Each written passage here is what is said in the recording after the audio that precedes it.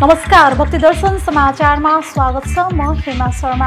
आज मिति 2078 साल फागुन महिनाको 5 गते शनिबार, राक्षस नाम संवत्सर, सूर्य उत्तरायण, वसन्त ऋतु, चैत्र कृष्ण पक्षको प्रतिपदा तिथि 12 बजेर 39 मिनटसम्म, उपरान्त द्वितीय तिथि। चन्द्रमा कन्या राशिमा, ईस्वी सम्मत 2022 मार्च महिनाको 19 तारिक, शक सम्मत 1943 र नेपाल सम्मत 1142।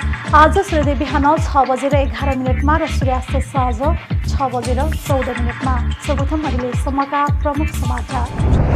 जनकपुर नगरको अन्तर्गृह परिक्रमासँगै 15 दिवसीय मिथिला मध्यमा परिक्रमा विधिवत रूपमा सम्पन्न। परिक्रमामा सहभागी भए पाप नष्ट भएर जाने, मनोकामना पूरा हुने विश्वास।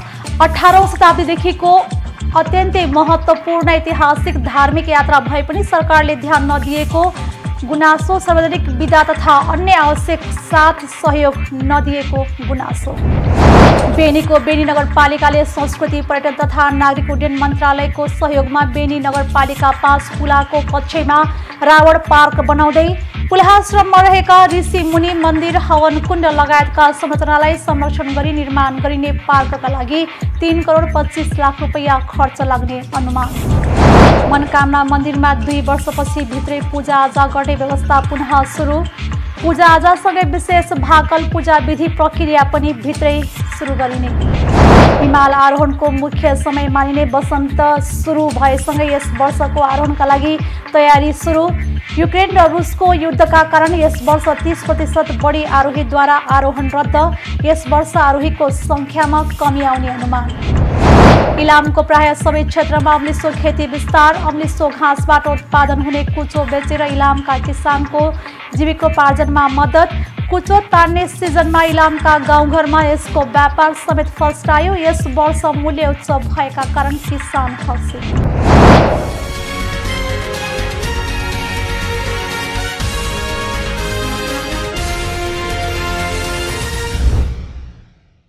अब समाचार विस्तारमा। म्याग्दीको बेनीमा 3 करोड 25 लाख रुपैयाँ खर्चेर रावण पार्क बनाइने भएको छ।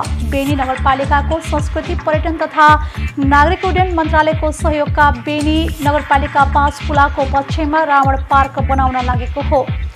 रावणको मूर्ति सहित पार्क निर्माणका लागि मन्त्रालयले 2 करोड 11 लाख रुपैयाँ र नगरपालिकाले 1 करोड 14 लाख खर्च बेहोर्ने बताइएको छ। पार्कमा रावणको 6 मिटर अग्लो मूर्ति समेत बनाइने भएको छ।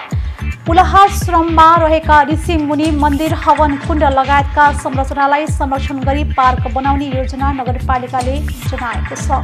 पर्यटन मन्त्रालयले पर्यटन पूर्वाधार तथा पर्यटन उपज विकास साझेदारी कार्यक्रम अन्तर्गत पार्क निर्माणका लागि बजेट छुट्याएको हो।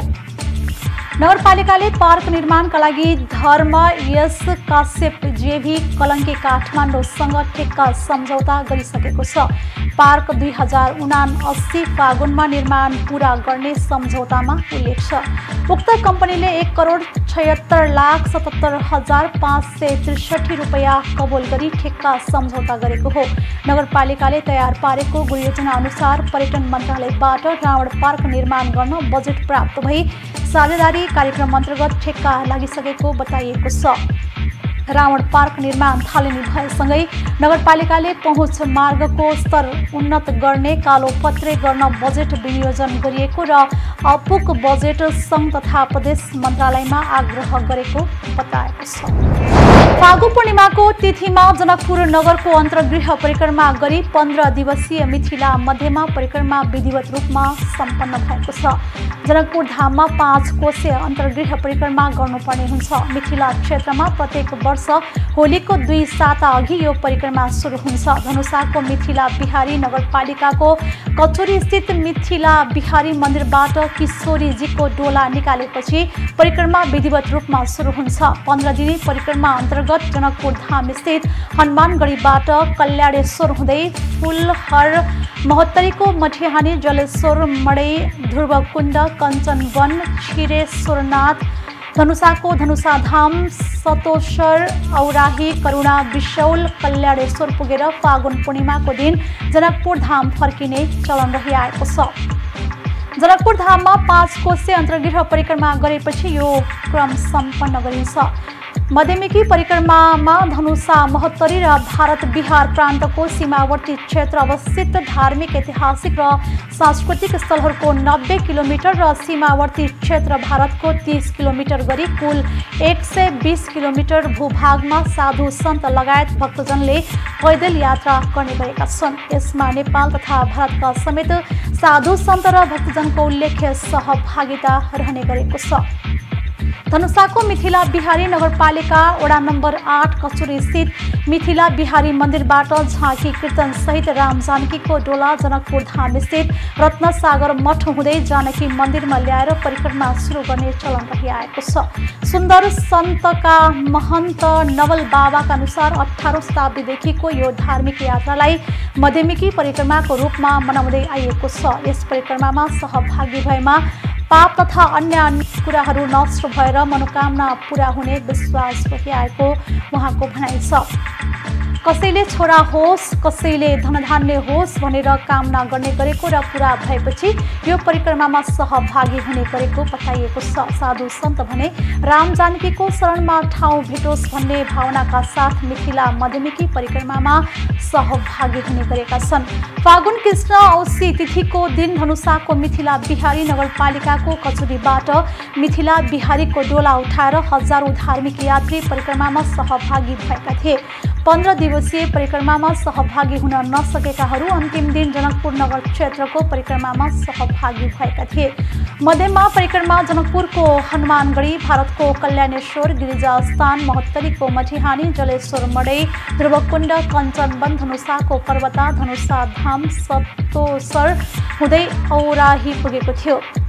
त्यसपछि भारतको करुणा, विश्व लगायतका धार्मिक स्थल हुँदै फागु पूर्णिमाको दिन जनकपुर पुगेको बताइएको छ। नेपाल तथा भारतसहित कुल 133 किलोमिटर लामो दूरीमा पैदल यात्रा गर्ने यात्रीहरू निकै नियम निष्ठाका साथ 15 दिनको समय बिताउने गरेका छन्। परिक्रमा यात्राका कारण अहिले जनकपुर धाम भरिभराउ बनेको छ। महन्त नवल बाबाले परापूर्वकालदेखि मिथिला मध्यमेकी परिक्रमा हुँदै आए पनि यसतर्फ सरकारले चासो नलिएको बताउनुहुन्छ। यही मेला काठमाडौँमा भएको भए सरकारले ध्यान दिएर सार्वजनिक विदा पनि पाइने र साथ सहयोग पनि पाइने उहाँ बताउनुहुन्छ। 4 वर्ष अघि निर्माण भएको आफ्नै भनिने प्रदेश सरकारले पनि कुनै चासो नदिएको उहाँको गुनासो छ। 15 दिन श्रद्धालुहरू घर बाहिर निस्केर दिनभर पैदल हिँड्ने काम गर्दै दिउँसो विश्राम स्थलमा विश्राम गर्ने गरिए पनि कतै कुनै किसिमको सुविधा नदिएको उहाँले बताउनु भएको छ। मनोकामना मन्दिरमा 2 वर्षपछि भित्रै पूजाआजा गर्ने पुनः व्यवस्था सुरु भएको छ। मनोकामना क्षेत्र विकास समिति, उद्योग वाणिज्य संघ, मनोकामना मन्दिरका पुजारी स्थानीयवासीको समन्वयमा यो व्यवस्था पुनः सुरु गरिएको मनोकामना केबुल कारका सञ्चालक राजेश बाबु श्रेष्ठले बताउनु भएको छ। मन्दिर पुनर्निर्माण गरेर तयार भएपछि कोरोना संक्रमण सुरु भएको थियो। संक्रमण विरुद्ध सतर्कताका लागि दर्शनार्थीलाई भित्रै पसेर पूजा गर्न रोक लगाएको थियो। बिहिबारदेखि भक्तजनले मन्दिरभित्रै प्रवेश गरी पूजाआजा गर्न पाउने गरी खुल्ला भएको जानकारी उहाँले दिनुभएको छ। यसअघि स्वास्थ्य सुरक्षा अवलम्बन गर्दै मन्दिरको ढोका बाहिरबाट दर्शन गर्ने व्यवस्था मिलाइएको थियो। निषेधाज्ञा सुरु भएको 2 वर्षपछि र खुलेको 1 वर्षपछि भित्रै प्रवेश गर्ने व्यवस्था पुनः सुरु भएको सञ्चालक श्रेष्ठले बताउनु भएको छ। पूजाआजासँगै विशेष भाकल पूजा विधि प्रक्रिया पनि भित्रै सुरु भएको उहाँले जानकारी दिनुभएको छ। फागुन महिनामा मात्र 86,000 जना मनोकामना केबुल कारको यात्रा गर्दै पुगेका थिए। 8 महिना यता केबुल कार सेवा लिनेको संख्या 5 लाख भन्दा बढी रहेको उहाँले बताउनु भएको छ। हिमाल आरोहणको मुख्य समय मानिने वसन्त ऋतु सुरु भएसँगै यस वर्षको आरोहणका लागि तयारी सुरु भएको छ। विश्वका अग्लो हिमाल सगरमाथा लगायतका हिमाल आरोहणका लागि विश्वभरका आरोहीहरू नेपाल आउन सुरु भएसँगै पर्यटन विभागले आरोहणको व्यवस्थापनका प्रक्रियागत काम सुरु गरेको जनाएको छ। आरोहणका लागि अनुमति लिने विदेशी पर्यटक आउने क्रम जारी रहेको सँगै आरोहणलाई थप सहजीकरण गर्न काम सुरु गरेको विभागका प्रवक्ता मोहन बहादुर जीसीले जानकारी दिनुभएको छ। आरोहणका लागि रुट निर्माण गर्न सगरमाथा प्रदूषण नियन्त्रण समितिबाट आइसफल डाक्टर आधार शिविरतर्फ पठाइसकिएको र आधार शिविरमा अनुगमनका लागि सरकारी प्रतिनिधि सम्पर्क अधिकृत पठाउन छनौटको काम सम्पन्न गरिसकेको उहाँले जानकारी दिनुभएको छ।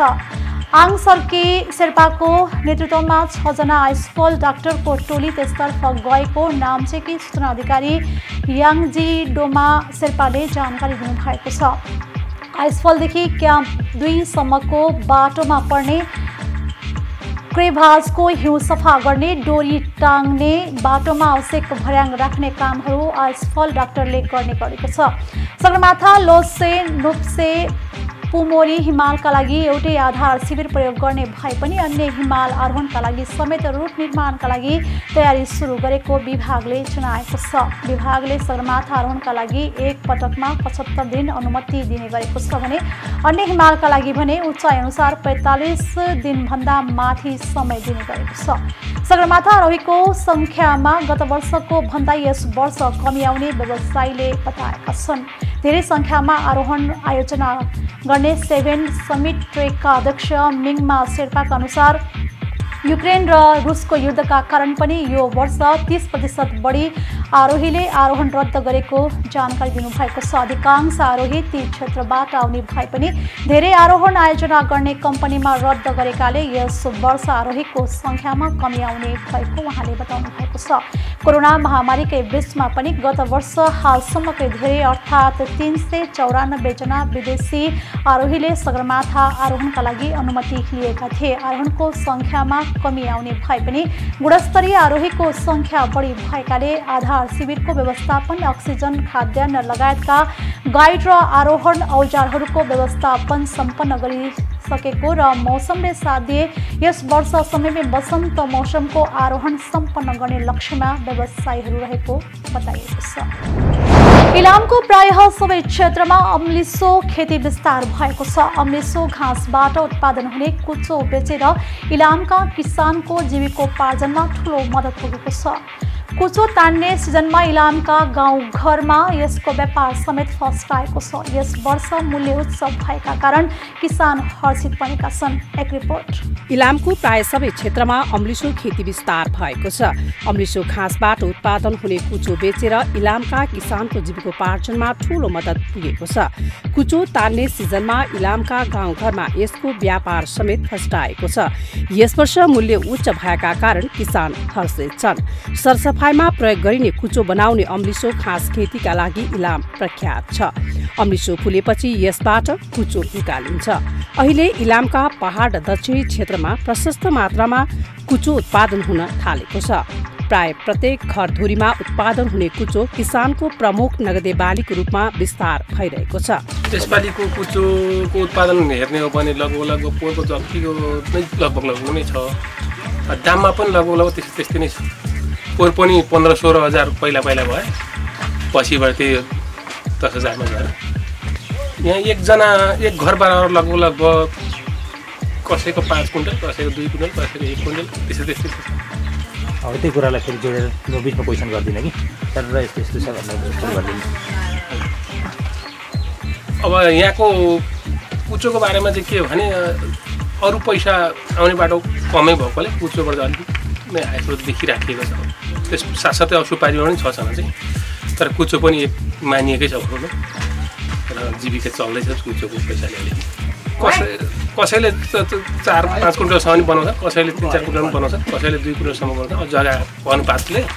र यो कुचोकै स्रोतले गर्दाखेरि चाहिँ हाम्रो जीवन धान्नलाई अलिकति सहज भइरहेको अवस्था छ। जिल्लाको चुरेवन क्षेत्रमा मात्र नभएर बारी र खेतका डिलहरूमा पनि अम्लिसो खेती मौलाएको छ। अम्लिसो घाँसको रूपमा गाई वस्तुलाई दिन सकिने र यसबाट उत्पादित कुचोबाट नगद आर्जन हुने भएकाले किसानहरूको मुख्य आय स्रोत कुचो बन्न थालेको हो। जिल्लामा अम्लिसो खेतीका लागि उचित हावापानी भएकाले उत्पादन राम्रो हुने र व्यापारीहरूले घरमै गएर राम्रो मूल्यमा खरिद गर्ने भएकोले किसानहरू अम्लिसो खेतीतर्फ आकर्षित भएका हुन्। तयारी गर्न यहाँ सकिँदैन। यहाँ किसानहरूले घर घर बोलाउँछन्, गाडी लिएर आइज भन्छन्। पहिलादेखिका गाहकी छन्, त्यस्तै अनि तिनीहरूले बोलाएअनुसार गाडी लिएर एउटाले सङ्कलन गरिदिन्छ अनि सङ्कलन गरेका ठाउँमा गएर 2-4 घरको भेला गरौँ अनि एउटाले सङ्कलन गर्छ, त्यहाँबाट ल्याउने गरिएको छ। 1000 क्विन्टल 2000 क्विन्टल भित्र, अब यथार्थ चाहिँ 1000 देखि माथि 2000 भित्रै हुन्छ। कुचो सुकाएपछि ग्रेडिङ गरेर व्यापारीहरूले कच्चा रूपमा नै भारत निकासी गर्ने गरेका छन्। यस वर्ष 16,000 रुपियाँ प्रति क्विन्टलसम्म कुचो बिक्री भइरहेको छ। विगतका वर्षहरूको तुलनामा यसपालि किसानले राम्रो मूल्य पाएको व्यापारीहरूको भनाइ छ। कुचोको बजार विगतको तुलनामा अहिलेको समयमा अत्यन्तै राम्रो अवस्था छ। किसानले धेरै उच्च मूल्य पाएको हामीले महसुस गरेको छौँ। 100 देखि 130 सम्म गाउँबाटै उठेको अवस्था छ र यसले चाहिँ किसानको चाहिँ जीवनस्तरलाई उकास्ने काम गरेको छ। कुचोलाई हामीले अझै अनुदान, कुचोलाई कसरी अझै व्यवस्थित गर्न सकिन्छ यसको खेतीलाई, त्यसमा हामीले ध्यान दिन जरुरी छ र कुचोले समग्र हामी सबै किसानलाई चित्त बुझाएको अवस्था छ। जिल्लामा कुचो उत्पादनको आधिकारिक तथ्याङ्क नभए पनि क्षेत्रीय प्लान्ट क्वारेन्टाइन कार्यालय काकरभिट्टाले यसको निकासी तथ्याङ्क राख्ने गरेको छ। कार्यालयका अनुसार वार्षिक सरदर 20 देखि 30 करोडको कुचो उक्त नाका भएर निर्यात हुने गरेको छ। भक्ति दर्शन टेलिभिजन एसटीका लागि इलाम सहकर्मी टिका खतिवडाको रिपोर्ट।